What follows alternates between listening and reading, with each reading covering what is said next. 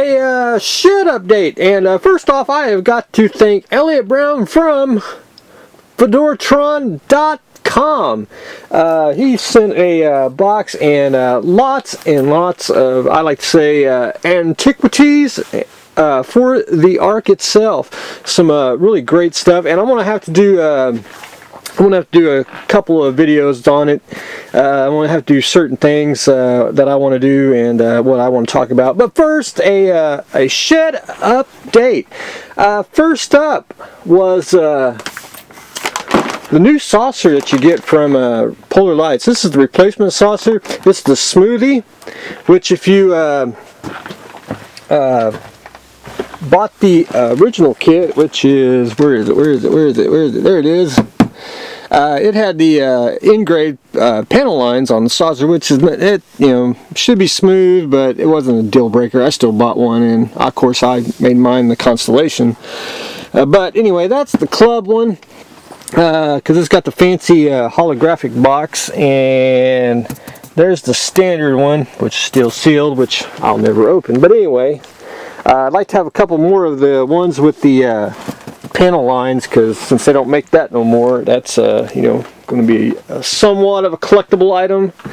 But anyway, I want to probably get me another one of these. My only really complaint with this, you get the decal for the rust ring, and you get a paper template to make the panel lines, which that's all right.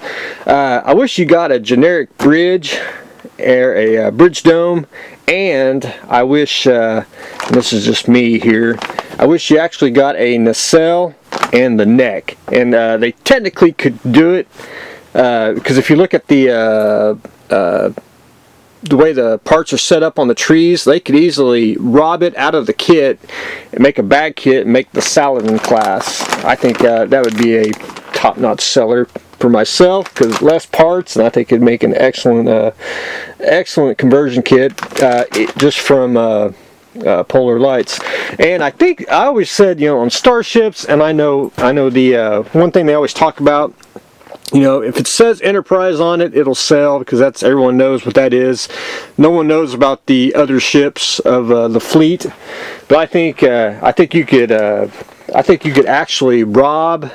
I think you could modify, or make a new small part tree just to make a part interchangeable, and where you can make custom ships. I think I've always wanted to do that for a model company. I always just wanted to tinker with it. You could even put it in the computer and make a CAD program and make a one part, instead of doing the 2500 scale, wherever I got them at, right there. Instead of putting new molds in that, I'd make one part to make where you can make a new Star Trek ship. That's just me. We'll delve into that later on. I got some, like for example, you really don't need the neck for this. You can glue the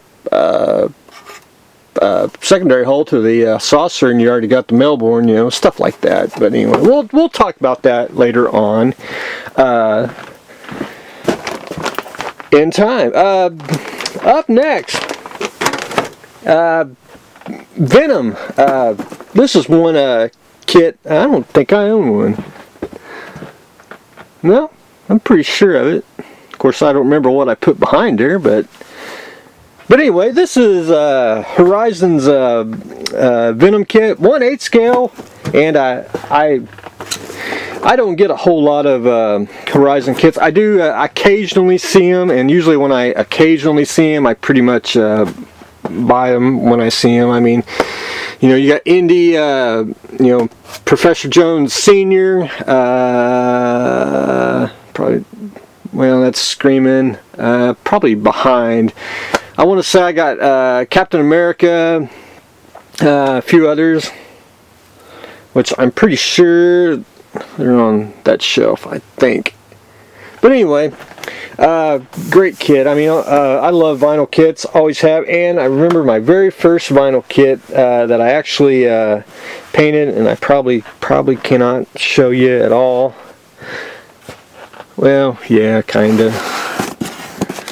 Back there in the Star Trek, I got one of those, and I basically I remember putting them together, reading where you had to put newspaper in them, and screwed it all up, and then finally learned how to do it with expanding foam. But anyway, if you ever fill these with foam, you'll have no problems. I think the vinyl kits are just a little tricky, but I think they're absolutely fantastic. And I want to do a collector sheet, show you how I rate things. Top of the list, like figures, and then science fiction. I may do that in a upcoming video. Who knows? But anyway, that's and it's gorgeous box art. And I don't know who did the box art at the time. I'd have to go and do some research. Adding Venom to the art. This one kit here, this actually was just fantastic when I pulled this out of the box. This is Lunar Models Forbidden Planet, the diorama, and I think it's 72nd scale, which goes great with those right there. The Lunar Models, and one thing fantastic about this is this is an original Lunar Models kit, and this is not in Larson Design. He basically bought Lunar Models, so it's Larson Design Lunar Models now. And I think I do have some Larson Design stuff. I think I do. I think that's Larson's, the Hawk there, and I got some little Battlestar ships somewhere. I think that's Larson Designs. But anyway, this kit's incomplete. You're supposed to get the little background, but that's not a killer. That's why they have the internet for. Oh, come on. Absolutely gorgeous kit. I mean, get the little alien monster. Just fantastic. Of course, you get and of course one thing I'm really fascinated right there is you get Altair. So that was a unique female kit within a kit. So that was all right. That's a unique find. I don't have a whole lot of Lunar Models. I got this one now. I got a Chariot somewhere from Lost in Space. I know, and I think I got a couple other. Oh, I do have one. I do have. I got the 650 Excelsior kit from Lunar Models, and a few others, but this is one of those. But that's fantastic, I think. And I always liked his packaging. Just usually colored paper on top of a white box, and that was always just you just knew it was his when you saw it on a shelf at a contest or show or anything of that nature. But anyway, adding the Forbidden Planet monster to the Ark vacuum form kit. This is an Eagle's Talon X24. You can do the A and the B. Oh, excuse me. Oh, you get two planes. I didn't even notice. But anyway, they're out of St. Louis, Missouri. I don't know if they still exist to this day or not. I don't really remember. I may know the people that, since they are pretty much stayed away, so that's I may know them. If I did, it's been many, many years. But anyway, gorgeous kit. One thing this reminds me of the 80s. Back in the 80s, early 90s, used to could get I call it a menu for the kits, and they always had the prices on the side. There was a lot of sci-fi kits back then. You could always get like a flyer, and it had the name of the model and the price on the side, and you had to do a self-stamp envelope and send your money off to get your hard resin kit, which usually was made out of, I like to call, I probably don't have any. I remember buying a blaster prop, and was made out of gasoline resin, which was very hard, smelled funny when you sanded on it, and would love to know the how to make it, because I would make it in my garage if you could make the old school, I like to call it anarchy resin. But anyway, well, maybe someday I'll learn how to do that, and we can make cheap resin instead of buying it. But anyway, another beautiful vacuum form kit to the Ark. Went to the I go to a lot of thrift stores, antique stores, and there's a toy antique store mall, and he's got a bunch of vendor booths in there, and there's occasional kits in there. You just have to go in almost weekly or every 2 weeks and just check them out, and it only takes you about 5-10 minutes. Walk in the store, scope it out, see if they got kits. Of course I do buy toys too, but anyway, he had this there. It was cheap price. It's kind of started a little bit. A few of the weapons are knocked off the trees, but it's a modern accessory set, and I have yet to find weapon sets invaluable. I mean, you just always can use them. I mean, oxygen tanks, settling tanks. I know it's got the ammo. You can use that for filler. Jerry cans. Road wheels. I mean, everything is usable. The crates, cardboard templates, you can always use stowage for any tank, almost any era, except you couldn't really use this for World War II, but, anything past Korea, which is all usable. And I like the accessory kits, which, that's just me. I probably can't say it, the PSSeki, this is the Air Jeep from Glencoe. Steel seal too. I mean, that's all right. Plus it's 35th scale, and I don't really know the whole story of it, but I do like odd stuff like this. I think it's just I think the wave of the future should have been this. I always think in my mind the soldier guys should have put a mount of machine gun on there, and I think it would have been cool to have that flying down the battlefield. But that's a gorgeous kit. I'm pretty sure I don't own one of these. Almost certain of it, but anyway, if not, I do own one now.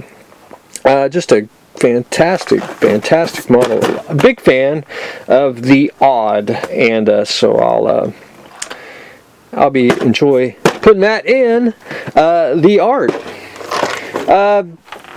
Again, I don't get a whole lot of Macross stuff.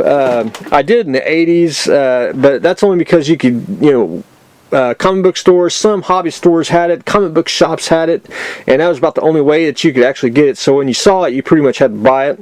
And I got a Macross diorama, and I don't have this one. I think I got the kit here, which I'm almost certain, which is, I think it's that one right there.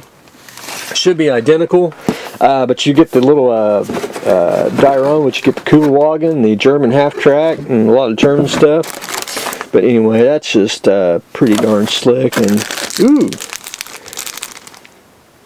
diorama material. I've never seen that in the box. That's all right. See, you even get a vacuum form base for it. Of course, I like stuff like this. It's just, and you don't necessarily have to build it this way. You can, build it something else. That's what models are all about. But anyway, that's something you just don't see every day. I think that's pretty darn slick. Of course, I think I got that one too somewhere, maybe. But anyway, that's a gorgeous kit. Box, great shape. Plus, it's an old Airy, and that's all right.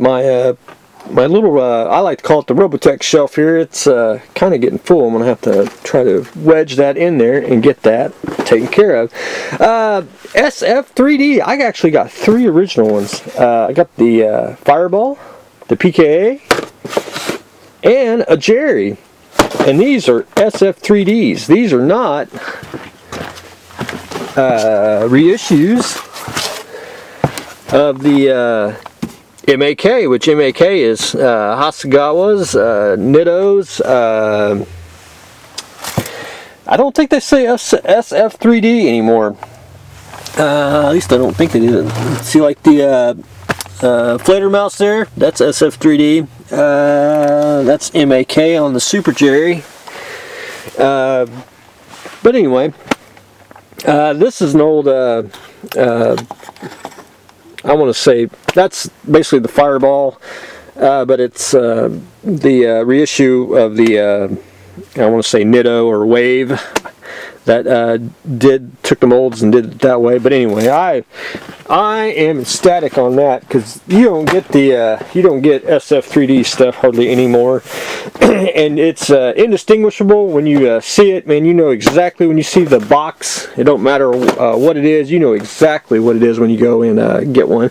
And there's one little story of this. I actually this was in the 80s, but I went to a thrift store, and it was so expensive, but they were in a glass case, and there was a bunch of these just lined up, and I was like, that was one of my first experience of having, because I actually got to have one, and it's in a bag somewhere, but I actually got my first SF3D kit, and I was hooked. Ever since, from then on, had to have them. I don't get them occasionally. You know, they are a little on the high side, but they are fantastic. So anyway, I'm excited about that. Last but not least, Pinhead, and I thought, wow, I'm going to get a Pinhead, because I don't own a Hellraiser kit, except I do own the Hellraiser puzzle, and I own another one that should be in the still in the package. But anyway, one thing, I popped this open though, and it's vintage Aurora parts, and this is absolutely fantastic, because all models tell a story, and I'll figure this out, because there's some custom parts in here, and I will figure it out. What you did, Elliot, on there, so that's going to be fun to do, and it's going to be fun to separate it too, because I get to there's Robin, Edward Rice Burroughs, ain't that Tano or Lone Ranger,